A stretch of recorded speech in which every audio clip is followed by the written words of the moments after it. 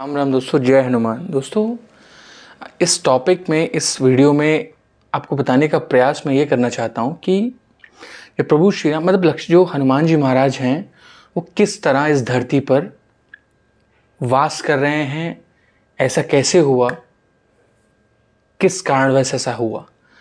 तो हुआ दोस्तों इसलिए था कि प्रभु श्री राम और रावण में जब युद्ध हुआ था तो सीता मैया का जब सीता मैया के पास हनुमान जी महाराज गए प्रभु श्री राम का संदेश लेकर, रामदूत बनकर, सीता मैया ने उनको अमर होने का वरदान तो वहीं दे दिया था उनको।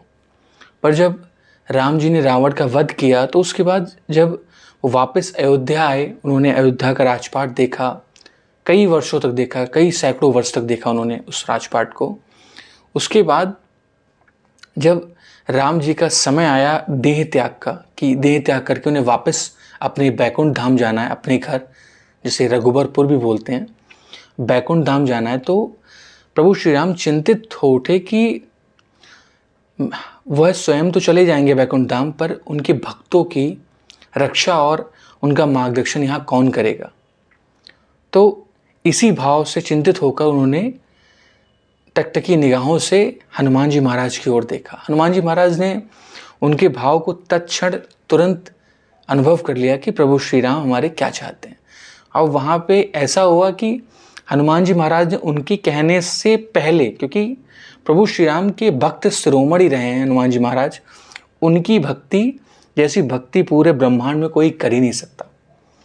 तो प्रभु श्री राम दरख्वास्त ना कर पाए उससे पहले उन्होंने विनती कर ली कि प्रभु हमें ऐसा वरदान दे दें कि आप तो बैकुंठ धाम चले जाएंगे, इस धरती पर हम चाहते हैं कि जो आपके जो भक्त हों, जिनका मार्गदर्शन, जिनकी रक्षा करनी हो, उसका वरदान आप हमें दें और हम जीवित रहें इस धरती पर जब तक आपके भक्त रहेंगे इस धरती पर, प्रभु श्री राम के भक्त।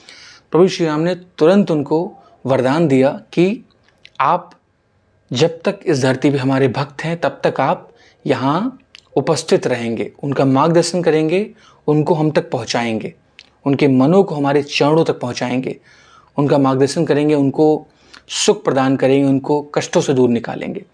तो हनुमान जी महाराज को ये वरदान प्रभु श्री राम ने दिया था। इस कारण वो धरती पे वास कर रहे हैं, उपस्थित हैं, आज भी उपस्थित हैं। और ये हुआ कब था? त्रेता युग में, फिर द्वापर युग, फिर कलयुग, सब चल रहा है अभी। दोस्तों, फिर हनुमान जी महाराज ने जैसे ही प्रभु बैकुंठ धाम चले गए तो हनुमान जी महाराज ने अपने आप को लीन करके उपस्थित कर लिया। एक पर्वत है गंधमादन पर्वत, गंधमादन पर्वत। ये पर्वत स्थित कहाँ है? ये पर्वत स्थित है, सुमेरु पर्वत है, जो पर्वतों में सबका राजा कहा जाता है, सुमेरु पर्वत, जिसे सोने का पर्वत भी कहा जाता है, मान्यता है इसकी, सोने का पर्वत भी उसे कहा जाता है, सुमेरु पर्वत। उसी सुमेरु पर्वत के चारों दिशाओं में गजदंत नाम से 4 पर्वत हैं, गजदंत नाम से 4 पर्वत। उनमें से एक पर्वत है गंधमादन पर्वत। उसी पर्वत पर हनुमान जी महाराज आज भी उपस्थित हैं, आज भी वहाँ रहते हैं, वास करते हैं। उसी में हनुमान जी महाराज आज भी वास करते हैं। और ये पर्वत है किस तरफ? हिमालय में कैलाश पर्वत की उत्तर दिशा की ओर ये पर्वत स्थित है, गंधमादन पर्वत। इस पर्वत की और भी कथाएं हैं, कुछ प्रसंग हैं जो मैं आपसे आगे शेयर करने का प्रयास करूंगा। दोस्तों, यही कुछ बताने का कुछ प्रयास करना चाह रहा था आपसे कि हनुमान जी महाराज किस तरह इस धरती पे उपस्थित हैं, क्या ऐसा रहा था, क्यों हुआ ऐसा। तो वही प्रभु श्री राम ने उन्हें वरदान दिया था कि आप यहाँ उपस्थित रहेंगे हमारे भक्तों के लिए, जब तक इस धरती पर हमारे भक्त हैं तब तक आप उपस्थित रहेंगे इस धरती पर। इसीलिए हनुमान जी महाराज ने स्वयं खुद वरदान मांगा प्रभु श्री राम से कि वह प्रभु श्री राम के भक्तों का मार्गदर्शन करेंगे, कष्टों से दूर करेंगे। इसीलिए दोस्तों, हनुमान जी महाराज का आप ध्यान करें, उन्हें पूजन करें। बहुत साधारण सहज पूजा है उनकी।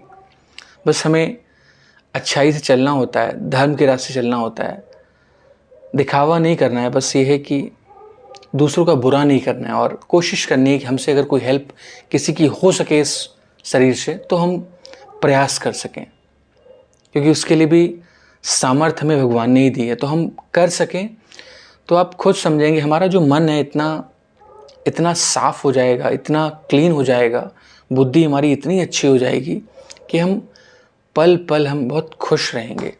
कोशिश करें, एक बार प्रयास करें। अगर आप शुरुआत कर रहे हैं और आप कर रहे हैं पूजन तो आपको खुद अनुभव होता होगा, आपके कुछ काम बनते होंगे, आपको खुशी महसूस होती होगी, आपका मन शांत, कुछ हद तक शांत रहता होगा, क्योंकि मन को शांत करना ही हमारे लिए सबसे बड़ा हमारा कर्तव्य भी है, कठिनाई भी है। उसको हनुमान जी महाराज बहुत सहज बना देते हैं। बस ज़रूरत है धैर्य रखने की। राम राम दोस्तों, जय हनुमान।